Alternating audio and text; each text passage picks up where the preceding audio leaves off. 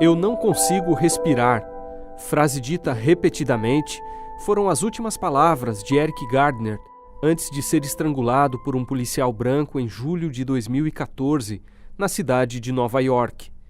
Também foram de George Floyd, morto no dia 25 de maio. A violência policial contra afro-americanos já levou milhares de manifestantes às ruas dos Estados Unidos nos últimos anos. Mas nenhum desses casos uniu tantas vozes na luta contra o racismo quanto o que aconteceu em Minneapolis há 2 semanas, numa das cidades com maior nível de desigualdade entre brancos e negros no país. A onda de protestos contra o racismo que começou há 1 semana nos Estados Unidos já é considerada a maior desde a morte do líder ativista negro Martin Luther King, há mais de 50 anos. Essa é a primeira vez desde o assassinato do reverendo Martin Luther King em 1968 que tantas cidades americanas decretam o toque de recolher ao mesmo tempo. Os protestos antirracismo se intensificam nos Estados Unidos e em muitas cidades do mundo. Black Lives Matter! E o que movimentos como Black Lives Matter têm reivindicado parece ser diferente do que estava em pauta na década de 1960, quando ganharam força mobilizações pelos direitos civis nos Estados Unidos, conforme observou Silvio Almeida, professor de Direito da FGV e da Universidade Mackenzie e autor do livro Racismo Estrutural, em uma entrevista no dia 6 de junho à advogada e comentarista política Gabriela Prioli. Para entender a diferença do movimento pelos direitos civis e do Black Lives Matter, temos que entender as mudanças na economia americana, na sociedade americana. Pense que o movimento pelos direitos civis, olha a diferença, eles estão pedindo o quê? Direitos civis. Pedir direitos civis, portanto, eles estão pedindo para que as instituições, o Estado, ofereça aos negros aquilo que oferece aos brancos. É uma luta pelo direito, é uma luta por um alargamento da institucionalidade, pelo Estado de bem-estar social. Percebe? Você percebe? E qual que é a pauta do Black Lives Matter? Vidas negras importam. Conte um amigo meu, um colega dos Estados Unidos, com quem eu tive uma conversa muito boa ontem, ele falou o seguinte, que houve um rebaixamento da pauta. Rebaixamento da pauta, não exatamente da pauta da luta, mas houve um rebaixamento das condições de vida. Porque, veja, uma coisa é pedir direitos civis, outra coisa é pedir para que não nos matem. Esse grito pela sobrevivência também ecoou no Reino Unido e na Bélgica, onde houve ataques a monumentos de figuras públicas ligadas à escravidão. Numa importante avenida do centro histórico de Bristol, na Inglaterra, manifestantes derrubaram e lançaram num rio uma estátua de Edward Colston. Já em pelo menos 7 cidades da Bélgica, bustos do rei Leopoldo II, outro personagem que ficou conhecido por ser um escravocrata violento, apareceram pichados e amordaçados. A pergunta que a gente levanta agora é como a Igreja Adventista tem reagido à situação que gerou tudo isso. No episódio de hoje, eu, Márcio Tonetti e o Wendel Lima, que está de volta na apresentação do podcast, falamos sobre o que a Igreja pensa a respeito do racismo. Fazemos um breve resgate histórico de como os adventistas lidaram com a segregação racial nos primórdios da denominação e finalizamos com reflexões sobre como responder a esse problema na atualidade. Então, Tonetti, provavelmente esse foi um dos temas recentes que mais repercutiram no adventismo, depois, evidentemente, do assunto da pandemia. Da Austrália ao Brasil, influenciadores, pensadores e líderes adventistas repudiaram os atos de discriminação racial e violência. Em um artigo publicado no site da Adventist Review, a revista adventista norte-americana, David Kurt, professor de Sociologia da Universidade de Massachusetts, chamou esse preconceito de um câncer ainda não tratado e lembrou que ninguém está imune a esse mal. Já o músico e pastor negro Wintley Phipps classificou a discriminação racial como um vírus da mente. No mesmo site, ele escreveu que o racismo é o pecado original e duradouro da América. Algumas declarações oficiais seguiram no mesmo tom. Michael Kruger, um sul-africano branco que dirige a ADRA em nível mundial, a agência humanitária da Igreja, disse que os Estados Unidos foram fundados em crenças cristãs, mas construídos nas costas de escravos. Esse é um paradoxo que, segundo ele, desonra e envergonha aqueles que falam em nome da igualdade e da justiça. Aliás, Tonetti, essa relação entre a escravidão e a fundação dos Estados Unidos foi explicada por uma reportagem interativa de fôlego publicada pela revista do jornal New York Times no ano passado.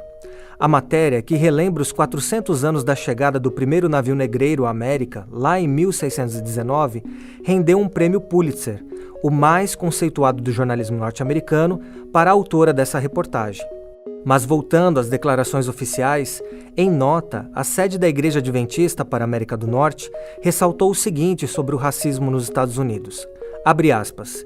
Ele destrói a qualidade de vida de tantos e o próprio tecido da nossa sociedade democrática. Fecha aspas.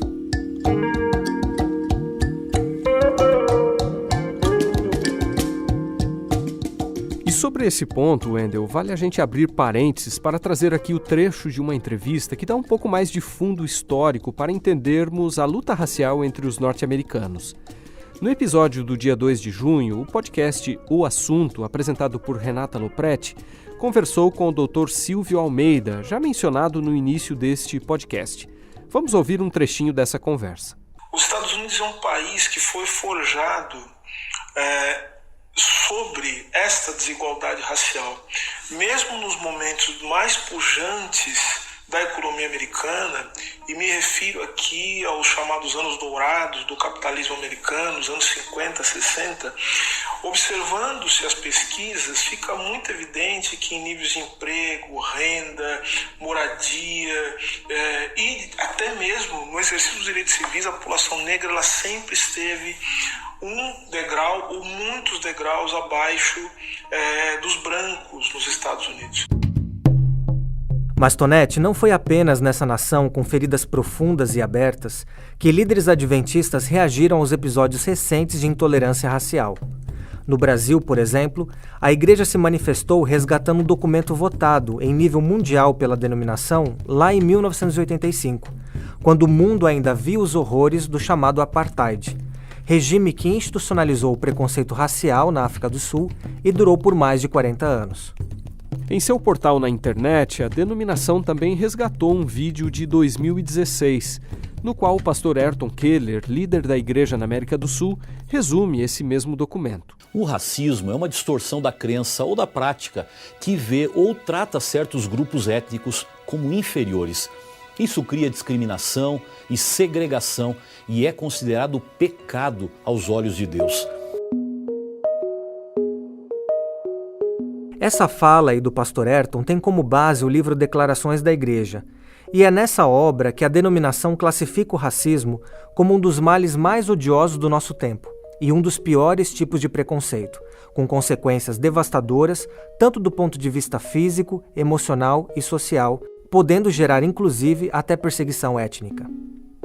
Pois é, Wendel, o racismo cria ódio entre os diferentes e divide mesmo aqueles que já se consideraram iguais.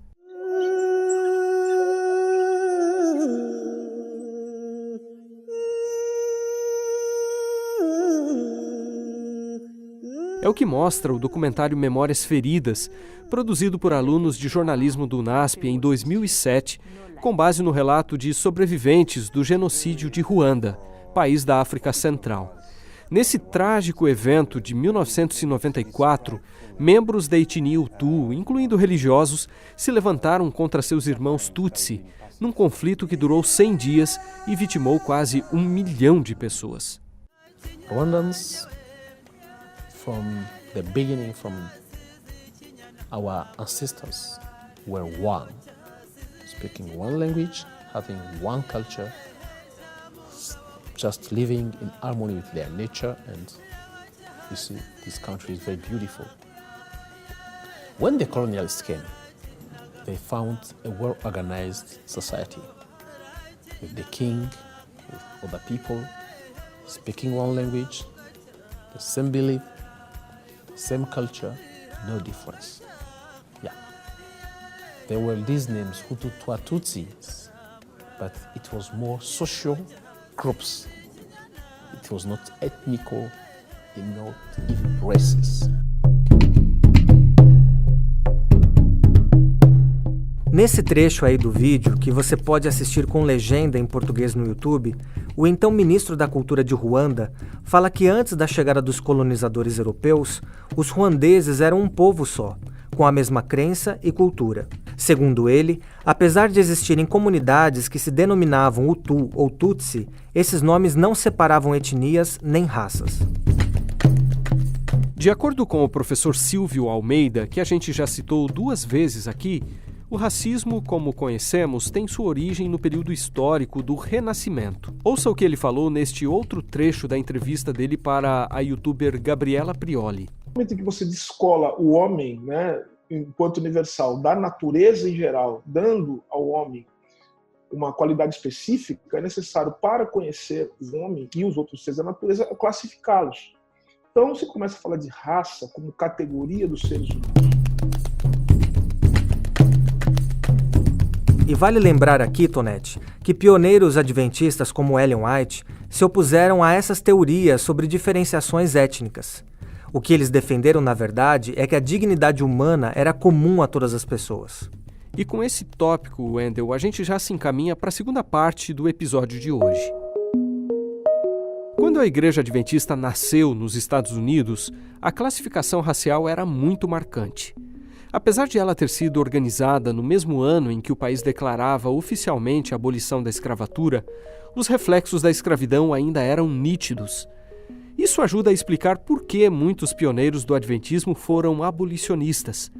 Foi o caso, por exemplo, de Isabella Baumfree, que mais tarde adotaria o nome Sojourner Truth. Essa ativista nasceu escrava, foi leiloada por $100, passou por vários donos e por fim foi liberta por um metodista que pagou $20 pelo seu resgate.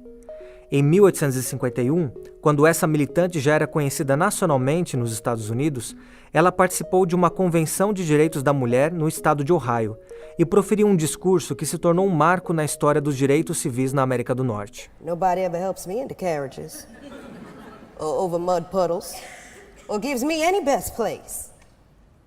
And ain't I a woman? Look at me. Look at my arm. I have plowed and planted and gathered into barns, and no man could head me. And ain't I a woman? Esse aí, Wendel, é o trechinho de um dos vários vídeos disponíveis no YouTube em que mulheres interpretam esse discurso famoso, que traduzido para o português seria intitulado Por acaso não sou uma mulher? Em um perfil publicado na edição de maio de 2016, a revista Adventista falou sobre essa e outras ativistas dos direitos civis nos Estados Unidos. O texto foi reproduzido recentemente no site do periódico e o link está aí na descrição deste episódio. Quando nasceu Ellen White, outra pioneira do adventismo que se posicionou fortemente contra o racismo, a Constituição dos Estados Unidos tinha menos de 40 anos e o fim constitucional do comércio de escravos ainda não havia completado 2 décadas. Pois é, Tonete. Apesar de Ellen White ter passado toda a sua vida longe dos horrores da escravidão de milhões de negros do Sul, onde a luta escravagista foi mais forte e de onde emergiram figuras como Martin Luther King algumas décadas depois, a pioneira adventista conviveu com a segregação e diversas vezes abordou o problema em seus escritos. Many Christians regarded slavery as a commercial or political issue, but Ellen White said that slavery was a sin. She said that blacks had a right to the blessings of freedom. Nessa fala do Dr. David Williams, professor de Harvard, durante um painel organizado pelo Ministério dos Universitários da Sede Mundial Adventista, ele menciona, por exemplo, que em 1850, Ellen White advogou a desobediência civil em relação à lei que obrigava a denunciar escravos fugitivos. Outro exemplo citado por ele é o de Joseph Bates, um dos nomes mais importantes sobre a doutrina do sábado, que ajudou a fundar a Sociedade Abolicionista de sua cidade natal. Williams lembrou também o caso de John Byton, primeiro presidente da Sede Mundial da Igreja, que havia deixado a Igreja Metodista Episcopal porque a denominação havia apoiado a escravatura. Conforme enfatizou o Dr. Williams em sua participação nessa live, a postura dos pioneiros adventistas foi agir pelo princípio bíblico e arcar com as consequências. Quando a nação estava caminhando para a guerra civil, Ellen White ousou dizer que Deus, por meio desse conflito, puniria o sul do país por perpetuar a escravidão e o norte por permiti-la. Por essa razão, ela também declarou que a nação americana tinha uma dívida de amor aos negros, como registra a enciclopédia que leva o seu nome. Além de escrever sobre o tema, Ellen White também foi uma forte defensora da criação de uma instituição afro-americana fundada em 1896 com a missão de atender famílias de ex-escravos. Como é dito em um livro sobre o legado da pioneira para a justiça social, publicado em 2017, seu ativismo em nome das pessoas, entre aspas, de cor, que incluiu o estabelecimento da Universidade de Oakwood e o redirecionamento de dízimo para apoiar pessoalmente ministros negros mal pagos, é uma forte evidência de seu compromisso com os oprimidos. Por outro lado, apesar de ter condenado a escravidão e o racismo, a escritora norte-americana fez afirmações que, para alguns, ainda soam contraditórias, embora talvez não reflitam seu pensamento mais amplo e tenham sido ditas num contexto bastante específico da história dos Estados Unidos. Ellen White ficou conhecida por ter um espírito conciliador, por defender a justiça, valorizar a vida e buscar evitar situações que iriam agravar o sofrimento humano. Mas o fato é que algumas dessas declarações dela, supostamente discriminatórias, se perpetuaram no imaginário adventista. Falando sobre isso, Wendell, a enciclopédia Ellen White menciona, por exemplo, que, ao mesmo tempo que ela encorajou os brancos a trabalhar pelos direitos dos negros, desaconselhou o casamento interracial naquele contexto de polarização. Além disso, apoiou a ideia de que os negros tivessem sua própria instituição de ensino e lugares de culto.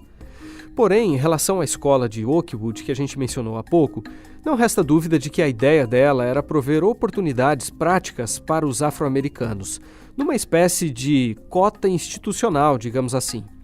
O fato é que ela foi a favor da igualdade, e mesmo afirmações mais controvertidas sempre tinham um contexto e visavam proteger a integridade e dignidade das pessoas. Os teólogos George Knight e Clifford Jones, autores do verbete que trata da relação de Ellen White com questões sociais, nessa mesma enciclopédia que a gente já citou aqui algumas vezes, fazem uma interessante observação nesse sentido. A gente abre aspas aqui para eles. Quando essas declarações são lidas no contexto amplo do que Ellen White disse sobre a questão racial, elas são vistas como de fato significam, declarações motivadas pelas condições e dificuldades do momento. Fecha aspas. Pois é, Wendell. E se esse foi um tema delicado, complexo, polarizador e potencialmente explosivo nos dias da pioneira, como definiu a enciclopédia Ellen White, hoje não é diferente. E ele continua exigindo uma resposta equilibrada da Igreja. No dia 4 de junho, por exemplo, o diretor do Hope Channel se posicionou diante das câmeras para dizer que os adventistas não podem ficar em silêncio. At Hope Channel, we are committed to creating programming that will reveal the immeasurable and unfailing love of God, but we also need to let that love be manifested in us and through us. We need to reveal by the way that we live that we have a connection with Jesus. I want to appeal to you to join with us in prayer and in action as the Holy Spirit leads, because change is possible when the Holy Spirit guides our steps. Como a gente escutou aí, o pastor Derek Morris disse que a TV da igreja está comprometida em revelar o infalível amor de Deus, seja por meio de seus programas ou do testemunho de seus funcionários. Para ele, não basta orar, mas agir, porque a mudança é possível quando o Espírito Santo guia nossos passos. Em um texto publicado em 5 de junho na Adventist Review, a norte-americana e negra doutora Ella Simmons, uma das vice-presidentes da Sede Mundial Adventista, disse ter testemunhado o preconceito de perto e claramente. Ela questiona como cristãos que se dizem convertidos e maduros podem ignorar o racismo, ou mesmo apenas esperar por uma intervenção sobrenatural para solucionar essa ferida social. Ela diz que, como todas as outras expressões do pecado, nós devemos rejeitar o racismo, opondo-nos a ele e apontando suas manifestações. Ela conclui seu texto dizendo que já é hora de reconhecer que o problema do racismo não é só da sociedade, mas da igreja e em todos os seus níveis. E Tonete, é importante a gente lembrar que isso também passa pelo reconhecimento de que o problema do racismo não é algo distante de nós brasileiros. Aliás, fomos o último país das Américas a libertar os escravos, e o racismo também é um problema estrutural por aqui. Os acontecimentos das últimas semanas nos fazem refletir ainda mais sobre o nosso papel como comunidade de fé. E em virtude dessa reflexão, queremos, em primeiro lugar, apesar de termos tido ações aqui e acolá para tentar diminuir todas essas situações nefastas, nós queremos pedir perdão por não termos nos preocupado de maneira efetiva sobre esses assuntos antes de tudo isso acontecer. E, em segundo lugar, nos comprometermos em melhorar não apenas discursos, mas produzirmos ações efetivas de mudança. Na mesma linha dessa mensagem, divulgada pelo pastor Edson Nunes no Instagram da Nova Semente, comunidade adventista da capital paulista, um painel com estudantes e acadêmicos promovido pelo Ministério de Universitários da Sede Mundial Adventista no dia 4 de junho, também fez uma autorreflexão sobre o adventismo e o racismo. Thank you so much for joining us from all over the world. This is a trying time, and we are so honored and thankful that you are taking time to discuss these really important issues. Joining me today, I have my lovely PCM hosts. But before we get to that, I just want to discuss that we are in a pivotal point in Earth's history. Um dos participantes dessa conversa, que durou aproximadamente 2 horas, foi o Dr. David Williams, que a gente já citou nesse episódio. Membro da Academia Nacional de Ciências dos Estados Unidos, o professor adventista tem estudado o impacto da desigualdade racial no sistema de saúde. O Dr. Williams mostrou que as taxas de negros e latinos mortos por Covid-19 são maiores do que as de brancos nos Estados Unidos. O impacto da pandemia também é desigual na Inglaterra, onde as taxas de contaminação são maiores entre imigrantes do Caribe, do Paquistão e de Bangladesh. Segundo ele, o que há de comum nesses grupos é o fato de serem discriminados. Eles têm os piores empregos, as piores rendas e, consequentemente, sofrem mais com a crise sanitária. Em Nova York, por exemplo, 60% da população negra trabalham em serviços que não permitem que essas pessoas fiquem em casa em quarentena. O Dr. Williams ainda apresentou diversas pesquisas que indicam as desvantagens dos negros em relação aos brancos nos Estados Unidos quando o assunto é oportunidade de emprego, renda e a chance de ser parado e incriminado pela polícia. Então, como o Dr. Williams mencionou, é comum alguns utilizarem textos de Ellen White para justificar que os adventistas não devem se manifestar contra essa realidade. Segundo ele, um dos trechos mais utilizados para defender esse ponto de vista é o que aparece no livro Desejado de Todas as Nações, o qual afirma, abre aspas, o governo sob que Jesus viveu era corrupto e opressivo. Clamavam de todo lado os abusos, extorsões, intolerância e abusiva crueldade. Não obstante, o Salvador não tentou nenhuma reforma civil. Fecha aspas. Porém, Williams trabalha com a ideia de que essa citação não representa a visão geral de Ellen White sobre o tema. Como ele ressaltou durante a live, há inúmeras declarações dela contra o racismo. E o texto bíblico que mais aparece nos escritos da pioneira adventista é o de Isaías 58, versos 6 e 7, um dos trechos do Antigo Testamento mais contundentes sobre a opressão. Com formação em teologia, direito e história das religiões nos Estados Unidos, o Dr. Nicholas Miller, que é professor do seminário da Universidade Andrews, também trouxe o debate sobre racismo para dentro da igreja. You know, the Adventist Church is it's largely a theologically conservative church, and that's not a bad thing. We want to take the Bible seriously, but unfortunately that sometimes translates into being a politically conservative church. And our pioneers were just the opposite of that. Their prophetic understanding caused them to be socially progressive. Nesse trecho que ouvimos aí, o Dr. Miller fala o seguinte: a Igreja Adventista é teologicamente conservadora, e isso não é uma coisa ruim, porque significa que levamos a Bíblia a sério. Porém, às vezes traduzimos esse conservadorismo em conservadorismo político, e nossos pioneiros foram numa direção contrária, pois entenderam que a compreensão profética que tinham os levou a serem socialmente progressistas. Para Miller, a interpretação dos pioneiros a respeito de Apocalipse 13 fez com que eles ensinassem que os Estados Unidos eram o país da liberdade e igualdade, mas que o Cordeiro, entre aspas, um dia falaria como dragão.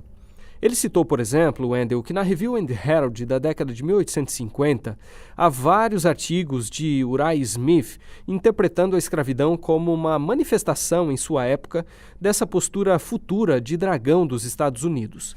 Manifestações desse tipo continuaram na década de 1890, quando o imperialismo e o colonialismo da Guerra Hispânico-Americana foram condenados também pelos pioneiros, pois isso ia contra os princípios do protestantismo e também do republicanismo. In our church, despite that being a central part of our prophetic message. So what happened? What happened? Where did it go? Well, Ellen White died, and Adventism was impacted, influenced strongly by a conservative Christian fundamentalism that was both biblically and politically conservative. And we adopted a theology of white supremacy in place of the theology of social justice that we originally had. Porém, nessa fala que nós acabamos de reproduzir, o professor da Andrews diz que essa não é mais a postura da igreja hoje, por mais que o centro da mensagem adventista tenha um tom de denúncia e protesto. Então aqui fica a pergunta: o que aconteceu? Para ele, isso ocorreu porque após a morte de Ellen White, houve certa espiritualização e privatização da fé. Esse processo fez com que boa parte dos adventistas enxergasse sua caminhada apenas como uma jornada pessoal para o céu, sem qualquer engajamento na sociedade. Mas para Nicholas Miller, uma visão equilibrada do adventismo une conversão pessoal e ação social. E aí, nesta terceira e última parte do podcast, a gente entra em outra pergunta que os participantes desse painel tentaram responder. Afinal, o que podemos fazer de efetivo?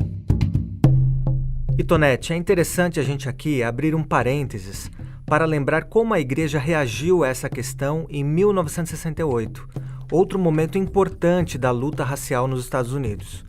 Os protestos que se seguiram ao assassinato de Martin Luther King Jr. colocaram cidades norte-americanas como Chicago em chamas. E em meio a essa guerra envolvendo manifestantes de um lado e a polícia do outro, templos adventistas se tornaram centros de apoio e de distribuição de roupas e alimentos para famílias que haviam perdido suas casas no contexto das manifestações. Além disso, Wendell, no mesmo ano a igreja deu um passo a mais ao anunciar a abertura de 2 novos cursos na Universidade Andrews, Direitos Humanos e História Negra, conforme relembrou uma reportagem recente do Lake Union Herald, periódico da sede regional da igreja, que engloba os estados do Michigan, Illinois, Indiana e Wisconsin. Fechando então esse parêntese, Wendell, a gente volta ao contexto da live realizada pelo Ministério dos Universitários Adventistas. A respeito do que a igreja deve fazer hoje, o Dr. Williams, professor que já foi citado várias vezes ao longo deste episódio, fez a seguinte colocação. So we need to show the world that we can work together as brothers and sisters fully and completely. And I'm not just talking of unity in doctrine, I'm talking about unity in how we work together as brothers and sisters. That's the first thing the world is looking for. The world doesn't see it in secular society. E embora a Igreja Adventista do Sétimo Dia seja a denominação que mantém a maior diversidade étnica nos Estados Unidos, de acordo com uma pesquisa divulgada em 2015 pelo Instituto Pew Research Center, para o Dr. Williams, primeiro precisamos vencer o racismo que existe entre nós. Abre aspas aqui para ele.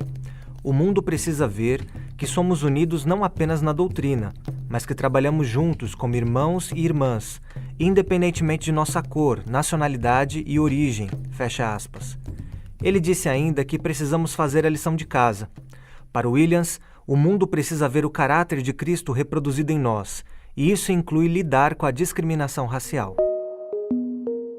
Outro painelista da live foi o Dr. Weymouth Spencer, reitor da Universidade Adventista de Washington, instituição em que 49% dos seus alunos são afro-americanos. Our location is so wonderfully prepared for this, so that when there are the issues, the political issues or the social issues, we get involved with that, within the classroom and outside the classroom. Nesse trecho que você ouviu agora, o reitor menciona que a localização da universidade, lá na região metropolitana de Washington, é privilegiada para envolver os alunos nas questões políticas e sociais do país. Spencer também falou a respeito do Sermão da Montanha, ao enfatizar que a atitude descrita nas bem-aventuranças por Jesus é a que deve marcar a postura dos cristãos hoje. Na visão dele, precisamos louvar a Deus e servir a humanidade, mas toda a humanidade.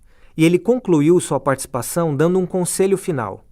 Jovens, levantem-se contra a injustiça, mas tenham em mente que nosso herói foi crucificado. O cantor Wintley Phipps, que a gente citou no início do episódio, também nos oferece uma pista de como lidar com o racismo. Citando Nelson Mandela, Phipps lembrou que o amor pode vencer o ódio. O famoso estadista sul-africano escreveu: "Ninguém nasce odiando outra pessoa por causa da cor de sua pele, de sua origem ou de sua religião. As pessoas precisam aprender a odiar, e se podem aprender a odiar, podem ser ensinadas a amar." Um dos comentários do pastor Joel Moon, organizador desse painel e líder do Ministério de Universitários da Sede Mundial da Igreja, foi na mesma direção. Ele lembrou o seguinte: angst or anger, but to unite, to heal, to reconcile. But it starts when we render listening ears and recognize, we do make mistakes. We as a church, Dr. Miller and Dr. David Williams and Dr. Spencer, they experienced through this. It's time for church to come together and say, we made a mistake, and stand against systematic racism that does still exist. And only then, I believe, a true healing will come, and there will be unity for mission. And with that unity, we will finish this gospel work.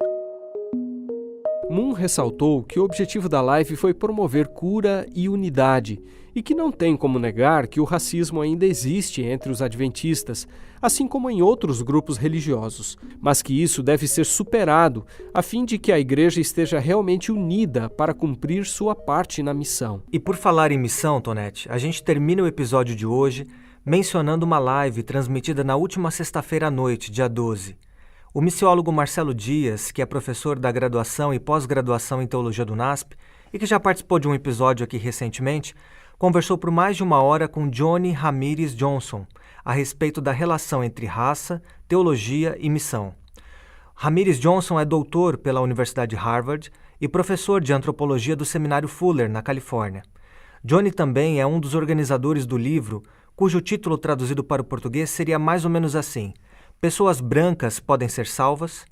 Ele explicou que esse título provocativo foi escolhido por uma razão muito simples: chamar a atenção dos leitores. E no fim da live, ao ser provocado por seu entrevistador a responder à pergunta levantada pela obra, Johnny disse o seguinte: Obviamente, todos los seres humanos somos salvos de la misma manera, y es arropados y en la sangre del Señor Jesús, el Evangelio. Así que lo que no va a ser salvo es la idea supremacista, de que en inglés se llama whiteness. Sí. No existe ese concepto.